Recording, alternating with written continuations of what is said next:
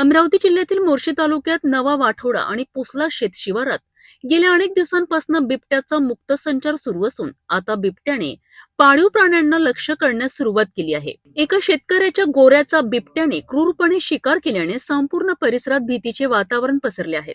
मोर्शी शहरापासून हाकेच्या अंतरावर असलेल्या नवा वाठोडा येथील शेतकरी पुरुषोत्तम काकडे यांचे पुसला शिवारात शेत आहे।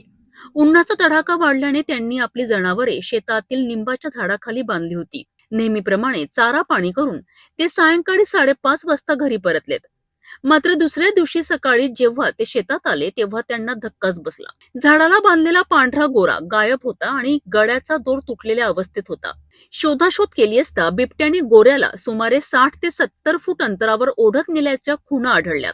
तिथेच गोऱ्याचा मागचा भाग आणि पोट बिबट्याने फस्त केल्याचे विदारक दृश्य दिसून आलेत। याच परिसरात शेजारी असलेले रामचंद्र अमझरे यांच्या मुलानेही मंगळवारी सायंकाळी बिबट्याची डरकाळी ऐकली होती।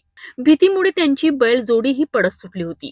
ही घटना बुधवारी सकाळी उघडकीस येताच वनपरिक्षेत्र अधिकारी अमोल चौधरी आणि वनरक्षक निखिल गोरे यांना माहिती देण्यात आली आहे। या घटनेमुळे शेतकरी आता शेतात जाण्यास धजावत नाही। बिबट्याच्या या वाढत्या हल्ल्यांमुळे शेतकऱ्यांचे मोठे नुकसान होत आहे। वन विभागाने केवळ पंचनामा न करता या नरभक्षक बिबट्याचा बंदोबस्त करण्याकरिता तात्काळ पिंजरा लावावा अशी मागणी आता जोर धरत आहे। अन्यथा भविष्यात मानवी हल्ल्याची शक्यता नाकारता येत नाही।